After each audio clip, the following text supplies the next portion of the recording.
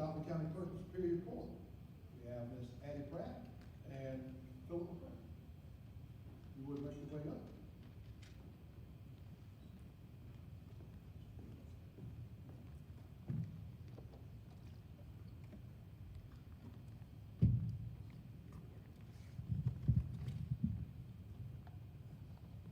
While they get settled in, Mr. Watts sent up a question earlier about asking for school board candidates their thoughts on field day versus the idea of participation day.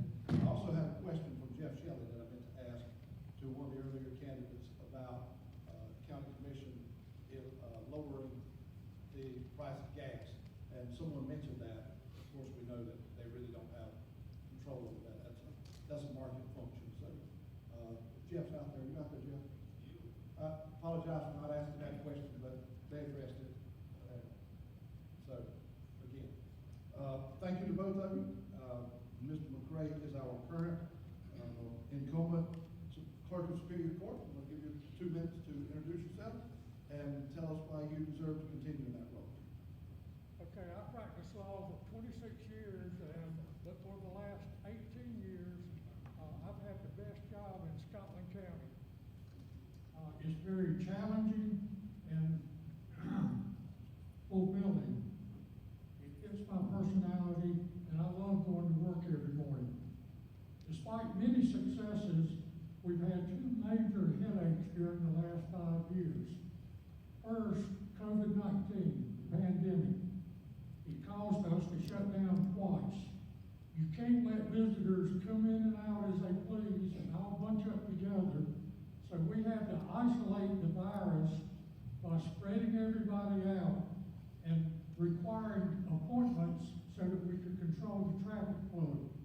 We don't like it, but we haven't had a shutdown since then. The second thing we've had was e-courts. That is an initiative, it's an enormous initiative sponsored by the court system where all court records are now kept electronically. It's supposed to save money and it makes records quickly available online. But imagine every court computer in 100 counties downloading millions of old and new files for several years into a monster computer that has to be fully functional all the time. It's unstable, it's unpredictable, sometimes it doesn't work at all. Right now it works about 80% of what it's supposed to do, and but it's getting better, and it's eventually going to be a good system. Nothing has been easy, but we've been making it work. We're back to handling a lot of walk-in traffic, and there's only one department where we still require appointments. I have the best staff in the state, and our constant goal is to provide prompt, courteous, and 100% accurate service. Thank you very much. Ms. Pratt? Thank you, sir, and thank you all for your patience tonight. I know this is taking quite some time. I'm not used to having to sit down and talk at the same time. I stand up to argue usually. But my name is Addie Pratt. You're more than welcome to stand up. Okay, thank you. My name is Addie Pratt, and I have been a prosecutor in this area for the last 20 years. My husband and I moved to Laurinburg in 2004, and I started with the Robeson County District Attorney's Office in 2006. Since then, I have worked in 4 different counties with 4 different clerk's offices and clerks in 8 different counties. I have seen good practices, I have seen bad practices, and I have seen lots and lots of changes come through. Some of them we wanted, most of them we didn't, but we had to deal with these changes. I am running for clerk of court because I want to rebuild the integrity of the Scotland County Clerk's Office. Since Odyssey went live 16 months ago, the Scotland County Clerk's Office has fallen further and further behind in the general metrics for the court system. Their prompt responses and court filings are no longer prompt. We are now seeing delays of days and sometimes even months before processes are entered after court adjourns for the day. We are not seeing accurate records. We're having to go back, and the judicial system, all of the different parts and processes in the system are having to go back behind the clerk's office. Whether it's staffing issues or training issues, or internal factions. We can fix this if we just put the pedal to the metal and make this work together. But to do that, the system needs to go back into training and working hard to make sure that this system that we are now stuck with, that none of us asked for, has to move forward. This system has been in place for 16 months, and there is lots of training available through the state, through the BAPM organization that Ms. Adams talked about when she was up here, that has just not been accessed by the current administration in the clerk's office.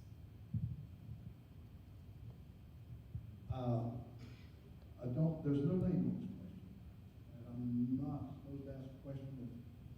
This is a question for the clerk of court candidates, and it's just about the challenges within the court system and the changes. I think that's already been addressed. So I'm going to put this one to the side. So if you set up a question for the clerk of court candidates, you want to raise your hand? Anybody? Okay. Ms. Casey, do you have any questions for the candidates? No? Mr. McRae, you spoke about the difficulties that you've run into with migrating into the e-court system, and you said it's getting better. What can you tell us that you've done correctly to impact that and improve the system and improve adaptation?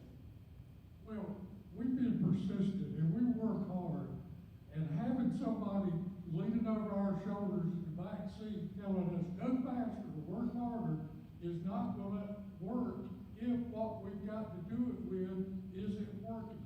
Now the system is getting better.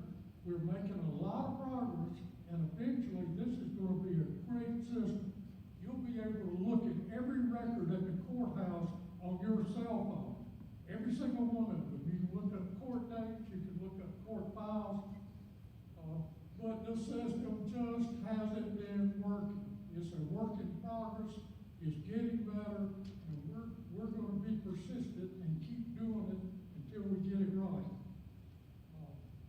We love our job, we love working with the public, and I just don't know how to make it any better with what we've got to do it with. Ms. Pratt, I'm going to give you the opportunity to respond. How would you make it better with what you have to work with?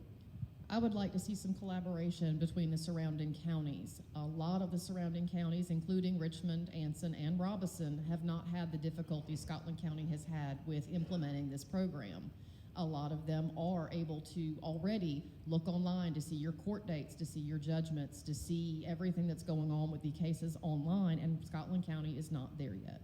We have repeatedly had to answer questions with my office now, people calling in asking, I don't know my court date, and it's not available online because it hasn't been updated.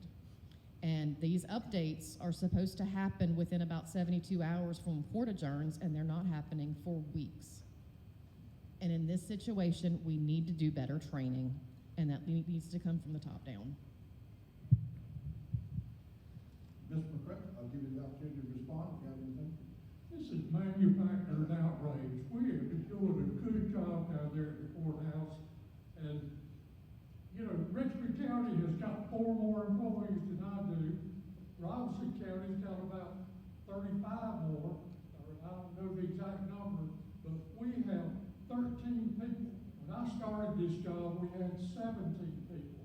And with cutbacks and hiring freezes and things of that nature, they keep taking our assets away from us and giving us more and more to do. And like I say, just sitting there saying, work harder, go get some more training. That's not the problem. It's the computer system that has not been perfected yet.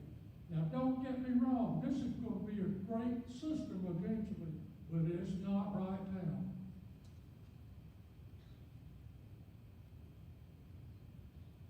And Ms. Casey?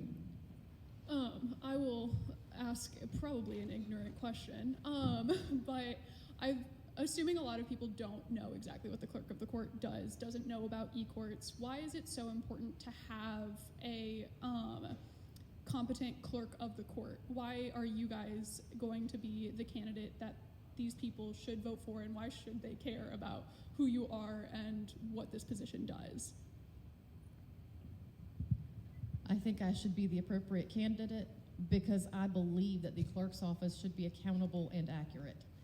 One of the things we have to understand is that we are all human. There are going to be mistakes, especially in this kind of a convoluted system like e-courts.